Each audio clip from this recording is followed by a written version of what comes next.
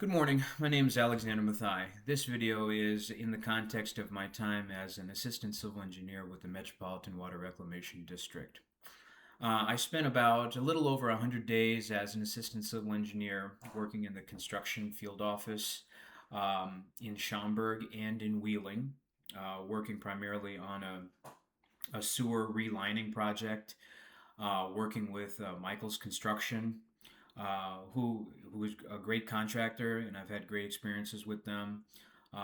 What's up to all the guys out there?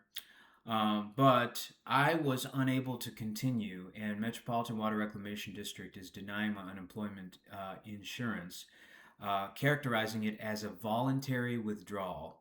And I am countering that by saying it was a constructive discharge that was created by pretty much hostile working conditions. Um, After the 3 month probationary progress report, I received a meet standards, grade from my senior civil engineer Sanjay Goel to show that there were no performance or misconduct issues at the time. I showed up every day at 7 a.m., did my site inspections, and then communicated properly with the contractors. Stayed late for concrete pours as needed. Did sewer inspections with the hazmat suit on. Did all my OSHA trainings and all those types of things. And I was an EIT in an assistant civil engineer position under an associate civil engineer that did not have an EIT. Um, the problem is he was behaving as though he was a licensed PE, professional engineer, and we were both under Sanjay Goel, who was a licensed professional engineer. And here's where the cultural differences come into play.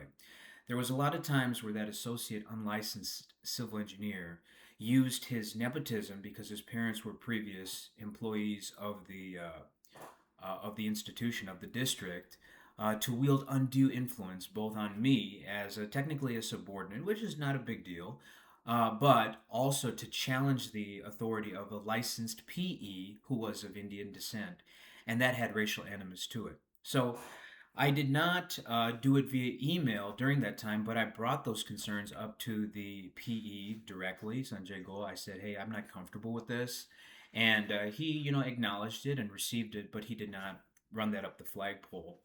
After I left, I sent an email to Kari Steele, who's the president, indicating all these things, and I filed it in my unemployment claim and also in the telephone hearing with Judge Sandy Saviano of IDES. I did bring that up, and I still haven't received that audio transcript that I requested from Tom Novak.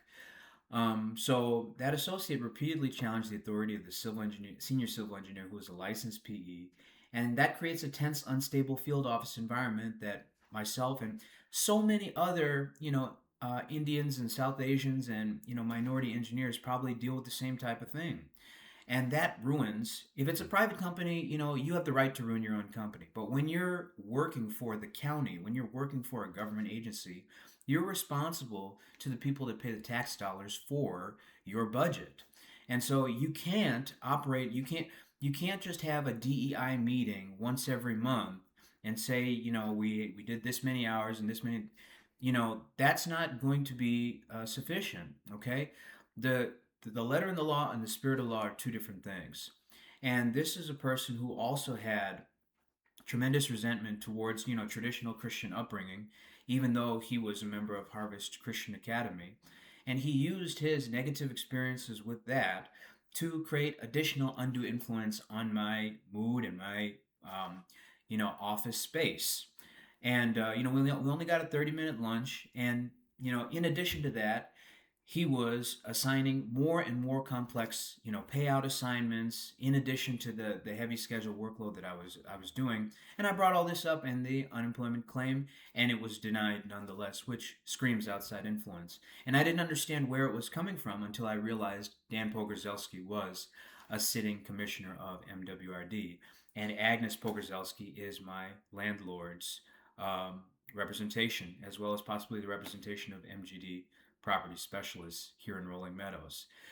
So that is the basis of my 02676 NDIL lawsuit. And I want to make sure that this is documented before the Cook County primary on March 17th, because these are all political positions and they require voter voters and you know basically the power of the ballot is in their hands now, and they're responsible to the citizens. No matter how much undue influence you wield, you're responsible to the citizens of your county, of your ward, whether it's 38th ward or your jurisdiction, wherever it is. Okay, but the fact remains is, just because you've put people in certain places to push and wield that influence, even if they're in a judge seat, even if they're in a clerk's office, even if they're in a lawyer esquire seat, that doesn't make it right.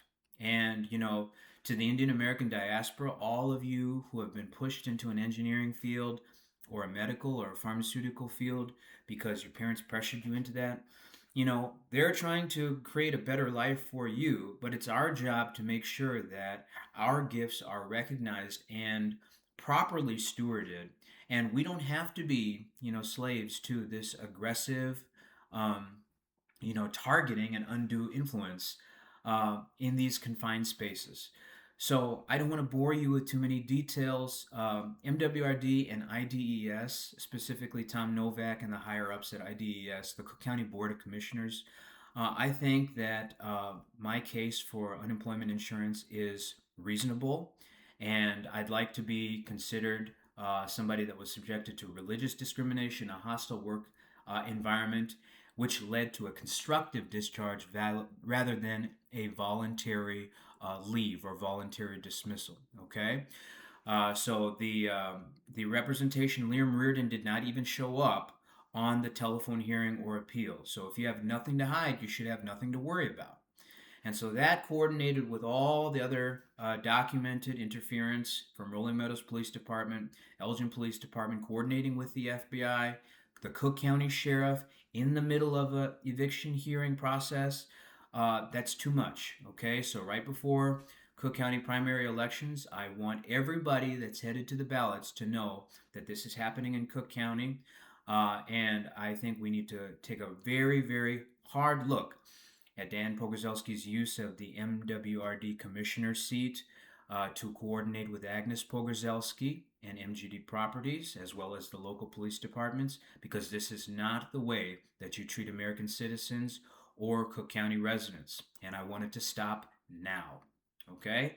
So, this is coming from a place of love. I love Cook County. I love the city of Chicago.